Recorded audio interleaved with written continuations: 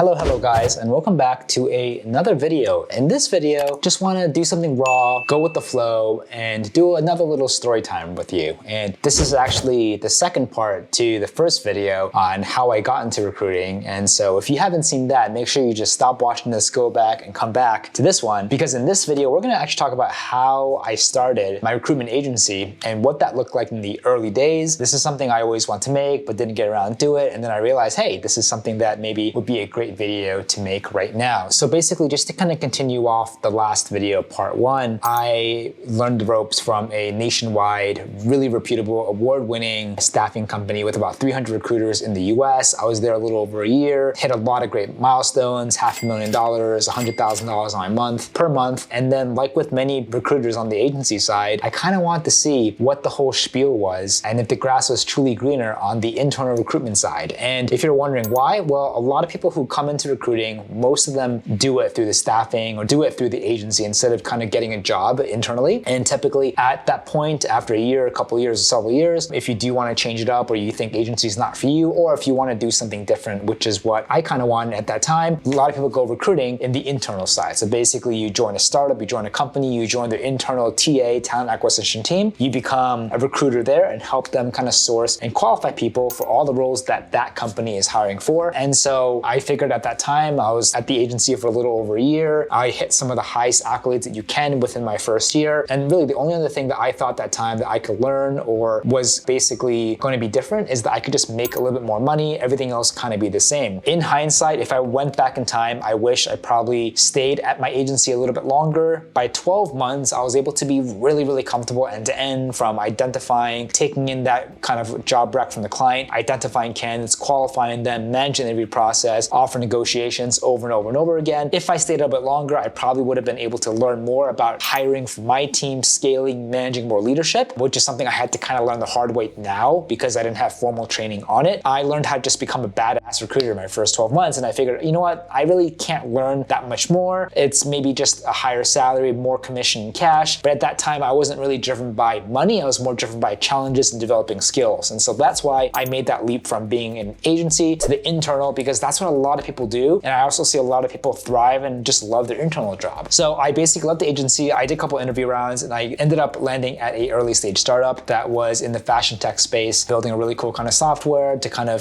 match people based on the algorithms and kind of sending them clothes that fit them and match their fashion lifestyle. I'm not a big fashionista or a fashion guy by any means. I just thought it was a really cool opportunity with a really cool founder at that time. I just wished, again, in hindsight, that I took the interview process more seriously, or I actually dug in and asked stronger, more robust, more clarifying questions. Because if I did that and I got a better understanding of where the company was financially, I probably wouldn't have joined, because after I joined about 4 or 5 months in, the company basically ran out of money. All the investors refused to give them more cash, and then I was just forced to find another job. In this case, starting kind of my own business and taking a bet on myself. So did you just start your own recruitment agency and are struggling getting your own clients? Are you thinking about starting your own agency but afraid to make the jump? Do you have your own clients but you're struggling to find the perfect candidates fast? Do you have a full-time job and want to do recruitment part-time to make more money on the side and have no idea how to? If you answered yes to any of these questions, please consider joining our private community. It is a trust-based community where recruiters around the world can support, collaborate, and work together on placements all around the year consistently. In this community, you will directly have access to the real open jobs of my team and of our members, and you will also have the chance to access trainings, events, giveaways, and much more. If you are part of this community, I communicate and work with you as if you were on my own team, and I'll do whatever I can to do a placement together with your client or candidate. So if you're struggling to get your own clients or candidates and you want a way you can make sure you can be busy all year round by having access to many more open roles, then this is something you need to look into. This is open to people around the world and is open for recruiters in every industry and experience levels, as we will always have a good number of variety of open jobs across sectors, markets, and industries. I'm really happy to say that within the first 30 days, we have already have a new member with minimal recruiting experience do his first placement that had a total fee of almost $30,000 US, and we are working hard to do many, many more this year. If you are interested and excited, there are only a limited number of spots open, so make sure you sign up quick at patreon.com/recruiterpreston. If you have any questions, please reach out to me on LinkedIn, Instagram, or Discord. We can set up a time to chat. See you on the other side. It worked out at the end of the day, but I think that the biggest lesson here from my experience is that when you're interviewing, just take your time, but don't forget to ask the tough questions. Don't forget to really dig deep, to really just try to see behind the curtains as much as possible so that you feel better about the whole situation and sleep better at night knowing that the company that you're joining is gonna be around at the end of the day. Nobody wants to interview, 30 days, 60 days, 5 months later, right after they join a new job. The hope is you're at least there for a year, 2 or 3 minimum, or even longer if you're killing it and the company's crushing it. I joined a really early stage startup. I basically got a little taste of the internal corporate life where I was basically the head of recruiting, also a head of sales, and I really just helped the company hire. Even though I was only there for about 4 or 5 months, I was still able to hire a bunch of people across a lot of different teams, departments, which was still great. But, the whole kind of closing the doors prematurely wasn't great. But hey, it really forced me in a situation where I'm like, wow, what am I gonna do after this? Am I gonna look for another role? Am I going to work for myself? Am I going to just drop recruiting and pursue a whole different career? And so before recruiting, I was always very entrepreneurial, but at that point in my life, I wanted to do something more sales, BD, maybe even marketing related, or even product, right? Product was something that I got to know really well in my first job as a recruiter, in addition to kind of UX, UI. So I got to learn the tech space a little bit more after I joined the internal opportunity, and that just unfortunately closed its doors too early. I'm like, you know what? I knew I was gonna work for myself. I just didn't know when, but I remember thinking like, oh wow, I had such a great time in my first job recruiting. I have a pretty good understanding of how to get this business or just even a solo freelance career started if I wanted to give it a go. I just had a situation where I'm like, you know what? This could make sense. I can give myself maybe like 6-12 months minimum, see where it goes. Had support with my then fiance, now wife, in addition to family, and I just kind of went for it, right? And so that's basically how it happened. I lost my job because the early stage startup ran out of money. And then the most recent kind of good experience I had in my career was that 1 year in kind of staffing where I basically excelled to the top. And I stayed long enough where I understood the systems, I understood the tools, and got started. So I remember just spending really the first week coming up with my agency name, had to come up with some sort of like quick haphazard website. I didn't have any money at this time. Super, super clutch, and always grateful that my fiance let me use her credit card to incorporate, to open up bank accounts, to get the first couple tools. I think we spent a little over $1,500, under $2,000 for sure, to kind of just get started and get the ball rolling. To this day, I always joke that my wife is the one and only investor into the business here, and she's welcome to cash out anytime. I hope she doesn't. I hope she kind of believes in the long-term vision and stays in. But all jokes aside, I think what really helped me start was her, a willingness to and openness to kind of put all that money on the credit card at that time, which was a lot, right? Because we weren't making any money. I decided that I was gonna do whatever I could to kind of get this thing moving and up and running as much as possible. So long story short, we were actually at this time living out of my mom's house. We still had our own apartment in Queens. My fiance had a really bad rock climbing accident, so she was recovering at my mom's house. So I kind of joined that, my mom's house in the early days was like my early day incubator to kind of get KSF, our agency, off the ground running. So I basically incorporated website, got the early tools, and then I didn't waste any time. I went out there and tried to get my own book of business. And my clients back then and even now, I cold called, I emailed, still very, very useful and effective channels to be able to utilize for client acquisition purposes. I was able to get, I think, 2 or 3 clients my first month. And then I think my first placement came, I think, mid to late of the second month. And then since then, we're pretty consistent. Did a deal at least, every month onward. I was able to kind of manage the year doing about 23, 24 placements. I remember that, my first goal was getting clients. There are a lot of ways that you can do it, right? You can approach clients, you can pitch them about how you can, provide value. You can find a candidate and pitch the clients to candidates to kind of open doors there. I didn't do that. I kind of did the whole value prop leading with clients, and that worked well enough. And I was strong enough and credible enough in my emails and phone calls and the client intake call that I was able to kind of convey enough credibility and just my confidence and my ability to kind of get the job done, where I was able to really kind of luck out with my first couple clients and got them in actually a lot faster than expected. So everything that worked out well could have gone out well. Got our first clients within the first month, first deal with second month. And then the most important thing for me is, like with any business or freelancing career, it's great getting that client, it's great getting that job done, but what about afterwards? Like the last thing you want is to like be able to make some money, you finish it and now you have nothing, and then your income literally goes from here back to zero all over again. And I didn't want that. So that's why for me, I told myself I will always do biz dev as much as I can. I structured my mornings to focus on biz dev. I structured my afternoons to focus on the candidate side, and I stuck with it. And since I borrowed money from my fiance and I was working at my parents, I pushed myself and I worked my butt off. I talk about this openly. I worked 7 days a week for almost the majority of the first year, sacrificing weekends, sacrificing dinners, sacrificing times with friends to really try to see if I can do this on my own. It's completely different. Getting a job, learning the systems is one thing, but being able to kind of duplicate that and doing it on your own with less resources, less ratings, less reviews, less money, and plus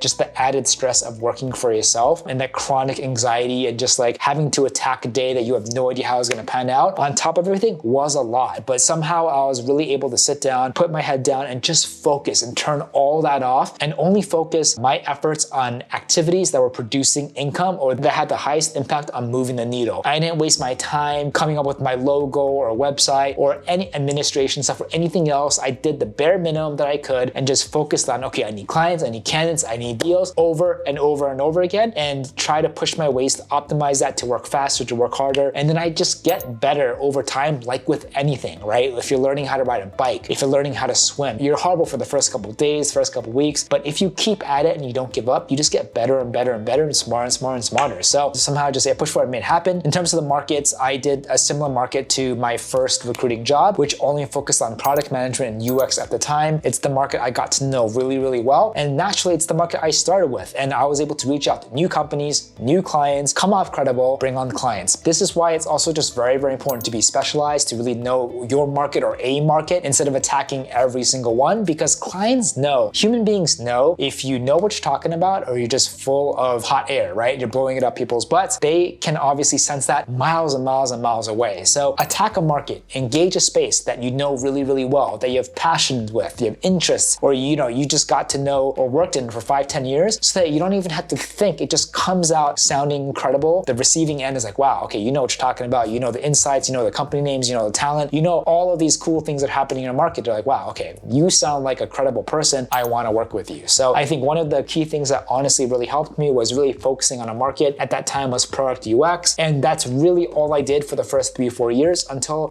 it just became organic, that like I added engineering and maybe digital marketing, because a lot of companies that we engaged with were also hiring those roles. Why marketing? I've always loved marketing. So over the years, I studied a lot. I had a lot of marketer friends, so I know that space very, very well. And with engineers, of course, because like they're the rock stars of any tech company. And even though it's very, very competitive, if you're able to get, a handful of deals down, it can get very lucrative and obviously very fulfilling. So those are really my main 2 markets. I scaled out to those kind of 4 types of roles. And that's really the only roles I've done for almost over 10 years. Every now and then we'd have a company reach out saying, Preston, can you help with the admin role or a sales role or ops role? And I would always have time on the side to engage with those if I could help, right? And if I honestly thought I couldn't help or I'm the wrong person, I would be happy leaving money on the table and just telling that to them, because I knew I was focusing more on roles that I was a master in, expertise in, and delivering positive results. I only cared about delivering results, doing it well, and giving candidates and clients the best experience that I could, because that will compound. And I know that if I can make one candidate happy, if I can make one client happy, then they will go ahead and possibly spread word in their own network to hopefully bring in more business with me. So really, I kept the first year super, super simple. I managed my emotions. I managed my brain as much as I could. It was extremely stressful. It was extremely kind of anxiety inducing. But then again, anytime you work for yourself or anytime that you are a freelancer, you will always have the low-key anxiety and stress, because things are never really, really stable. It's not like a full-time job where if I stopped working, I will still get paid. If I stopped working, everything stops. So like, you just never know how you'll do next month. You'll never know how you do next year, let alone next week or next couple of days. But all I knew is that I can just give it my all every single day, work as hard as I could, as close to 100%, and just learn from my mistakes and be better the next day. Incrementally learn and be better the next day. And if you're able to do that 30 days, 60 days, 9 days, 6 months, 12 months later, you'll realize how far you've come or grown, even though day to day you feel like you're not growing, or you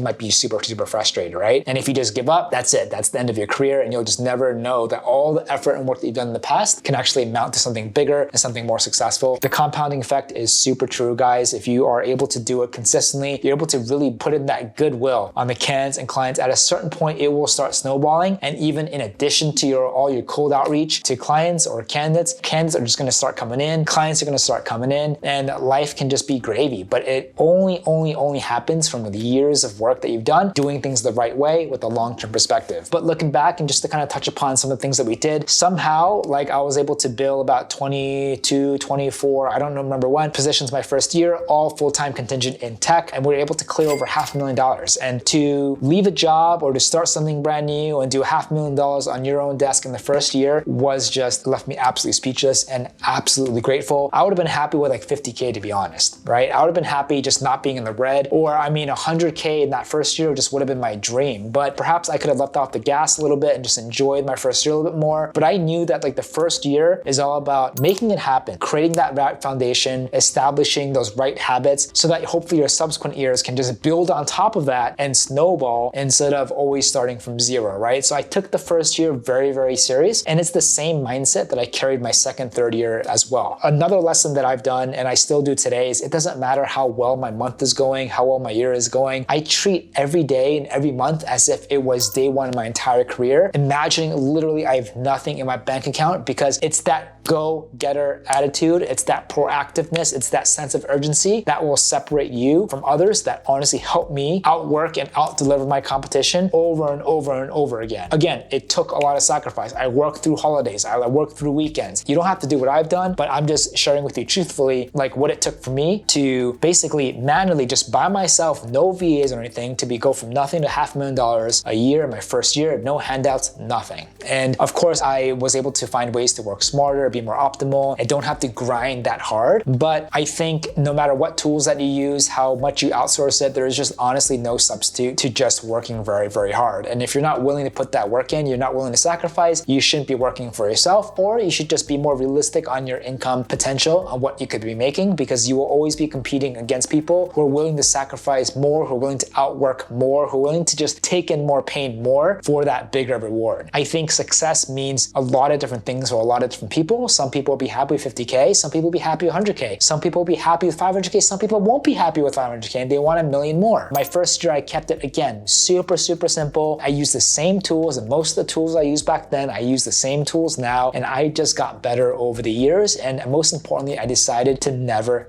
give up. So the first year I did about 500K, and every year after that, I did at least 500K or more, slightly increasing as each of the years go. To date, done over multiple 7 figures worth of placements, always testing new ways to find and interact and outreach candidates better. Same thing with the clients, to always try to find a way to level up and be able to produce and make an income in whatever economic conditions that we are in right now. I would say the people who start now are starting when things are very difficult. But if you're able to push through now, you're going to develop those incredible habits that will propel you and continue to propel you moving forward into the future when things stabilize and get better, or versus those that started when the market was just gravy and they had to work half as hard to make the same amount of money, and now find themselves in literally a very difficult conundrum where now they have to work harder than ever to make less income. I wouldn't be surprised if a lot of those folks end up burning out or just washing away, right? So a lot of business is all about resilience. I would say most business that I've learned is about the mental game, the grit, how much you're willing to take pain, how much you're willing to take failure and rejection over and over again, and keep moving forward. If you were to ask me what the secret is, that's the secret. Knowing that there's going to be a tsunami of rejection and failure and pain and stress at a level that will just drive you crazy, consistent every single day. And if you're able to take that and manage it and excel with all of that, I think that's where you can find success in recruiting, but with any business or freelancing out there. So looking back at how I started, some of the main takeaways for me is honestly keeping it very simple. Focus all of your activity on income producing activities. Keep your tools simple, but most importantly, be consistent and show up every day. There were times in my first couple years where I was sick and didn't work, but I still worked. I mean, it was probably bad advice that I'm sharing this with you right now, but that's kind of the level of gravitas and seriousness I took my work, that I just put it number one in my life. I was willing to do whatever I could to reach a level of income that would support me, my family, my lifestyle, and one where I can kind of look back and be proud of. So you got to be willing to put that work in. You got to be willing to show up, be consistent, and most importantly, you got to be willing to take the punches every day, be okay with rejection and failure, and then most importantly, just learn from your losses. If you don't learn from losses, they're just wasted opportunities opportunity for the future. So whatever didn't go well, learn from it, see if you can do things better or mitigate situations like that from happening in the future, and putting all of those things together. That's where success is. It's all about learning the biggest takeaways, putting them together, executing on them every single day consistently, and just get wiser and wiser and wiser throughout your journey. And I promise you, results are going to happen, or more results than you've ever seen are going to happen inevitably. It's not about the right tools. It's not about the right systems. It's about learning how to recruit well, fundamentally, from clients, intake calls, to candidates, qualification calls, how to do,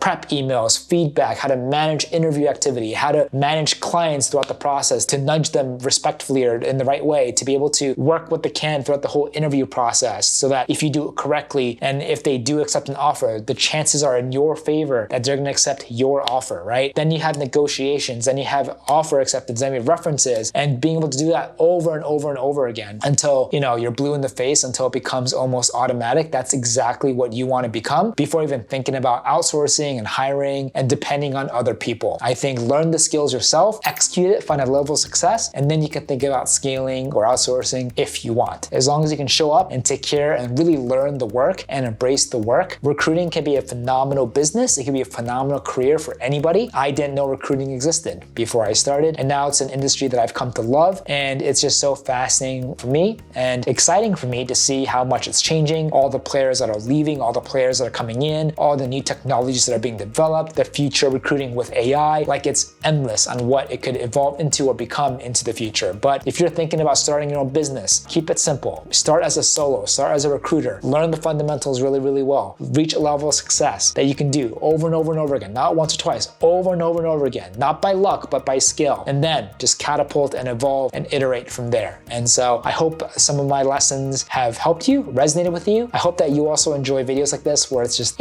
raw, talking about experiences, sharing a story, of my career. And so if you want me to make more stories just like this, please feel free to comment down below. Appreciate a couple minutes you sparing out of your busy day here. I wish all of you nothing but success, and please share with me your experiences, whether you're a seasoned recruiter, you're just starting out right now, and would love to engage with you. Feel free to follow me and comment here, or also reach out to me on LinkedIn or Instagram. We're all in this together, and let's enjoy the journey together. So thank you so much again. I hope you liked this video, and we'll see you on the next one.